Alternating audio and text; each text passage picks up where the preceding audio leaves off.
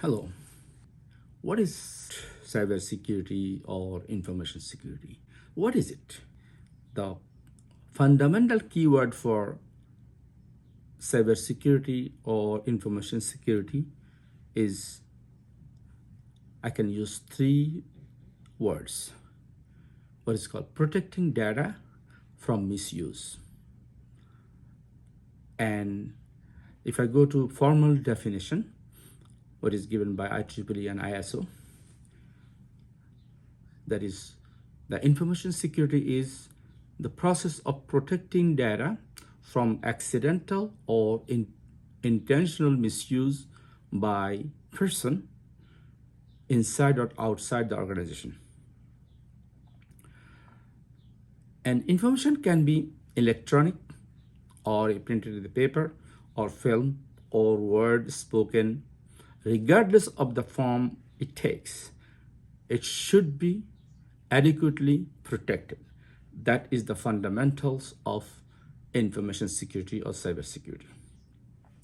So information security is the preservation of confidentiality, integrity, and availability.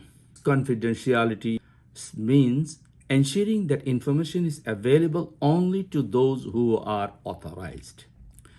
And integrity is ensuring the accuracy and completeness of information and processing method. So there are three things here. Ensuring the accuracy. The information is accurate and complete. Also, processing method. And the third thing is availability, which means ensuring that the authorized users can access the information whenever it is needed. Now, there's a key point from here. Information security requires a balance for a business to succeed. You need to let employee, customers, and business partners access data electronically, often through the internet, and that creates risk. Information security is about balancing those risks with the rewards of doing business electronically. Since risk and vulnerability are constantly changing, security is a never-ending process. So question, why is it important? If we just simply try to understand, it is basically business. It is basically protection. If we go to formal definition, formal reason, that of course we know computer viruses and worms can cause expensive downtime, lost sales, and damaged data and computers.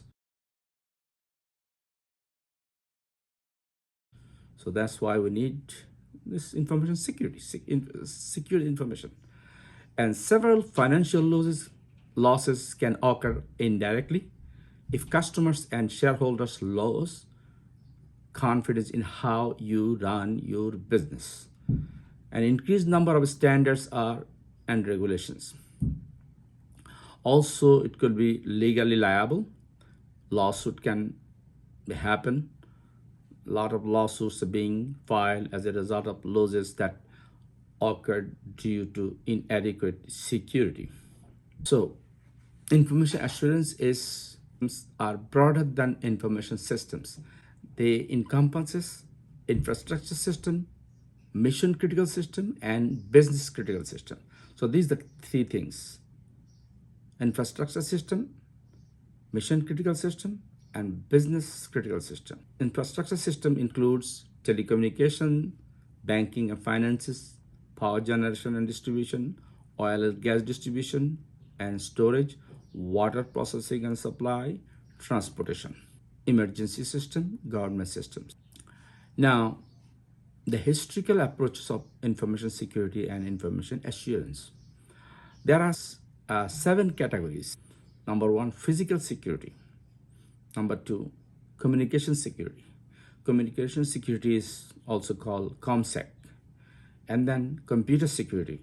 This is also called COMPUSEC. And then information security, what is InfoSec. and operation security, which is what is called OPSEC also, and then system safety, system reliability. So now let's go back to, was it physical security?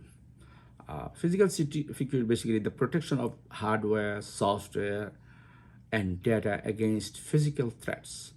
Also, some other standard includes the employee or personal security. Any kind of physical devices should be secured.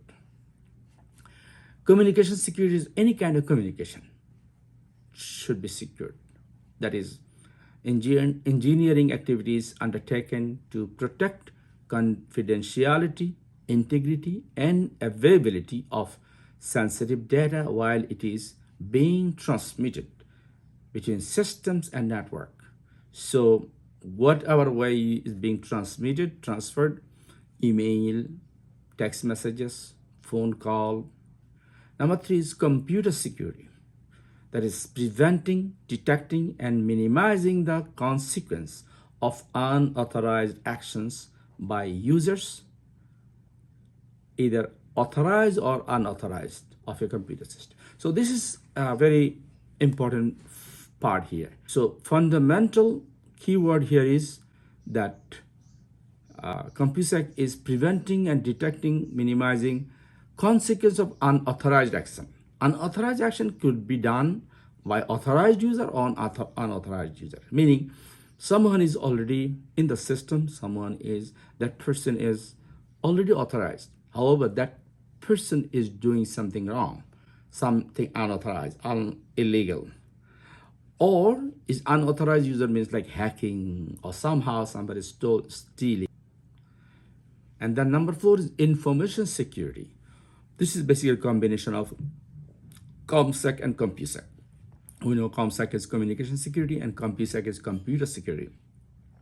So this is the objective of information security is the protection of information against unauthorized disclosure, transfer, or destruction, whether accidental or intentional. And then goes to operation security. That is implementation of standardized operating procedures that define the nature and frequency of interaction between users, systems, and system resources in order to maintain a system is known secure state at all time. The keyword, that's the OPSEC maintains a system in a known secure state at all time.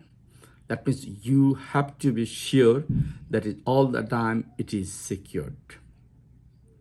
And then prevent accidental or intentional theft, destruction, alteration, or sabotage of system resources. And then number 6, system safety. The application of engineering and management principles, criteria, and techniques to achieve acceptable mishap risk within the constraints of operational effectiveness, time, and cost throughout all phases of system lifecycle. Number 7 is system reliability. I think the word tells everything. The system has to be reliable. The ability to correctly perform a required function under certain conditions in a specified operating environment.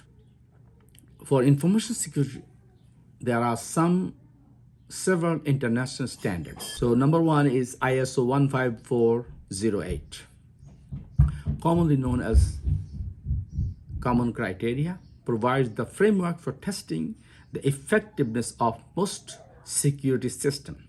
However, it is not intended to measure the effectiveness of an organization's security program. And another standard is called COBIT, C-O-B-I-T. The abbreviation of the word is Control Objectives for Information and Related Technology. This is developed for IT auditors and made available through the Information System Audit and Control Association. COBIT provides a framework for assessing a program, developing a performance baseline, and measuring performance over time. COBIT can be downloaded free at www.isaca.org/cobit.htm. Another standard is called OCTAVE, Operationally Critical Threat Asset Vulnerability Evaluation, OCTAVE, OCTAVE. This is prepared by Carnegie Mellon Coordination Center, www.cert.org/octave. This provides measure based on accepted best practices for evaluating security programs. Another standard is ISO 17799, Information Technology. This is code of practice for information security management. This began in United Kingdom, as used to be known as BS 7799, in 1995. Started as a comprehensive set of controls comprising best practices in information security.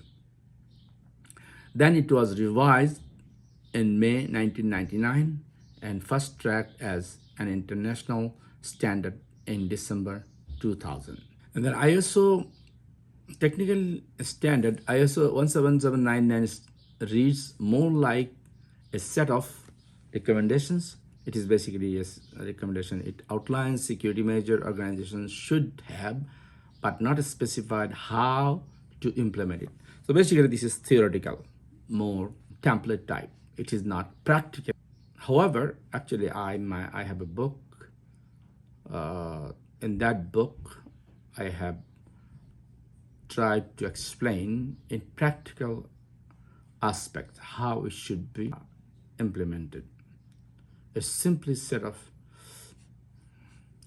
so this ISO 17799 is a kind of expectations. So at a glance, this ISO 17799, it has 10 areas. I think that's kind of gives a synopsis of cybersecurity and information security. These the 10 areas must be covered.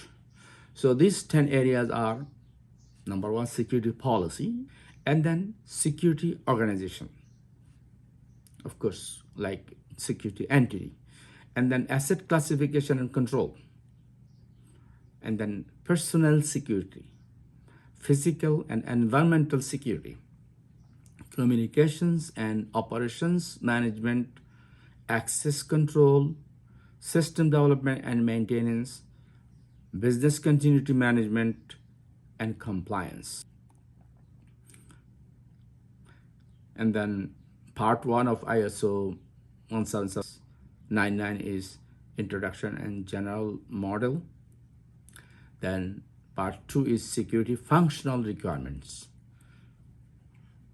And part 3 is security assurance requirement. So that's it about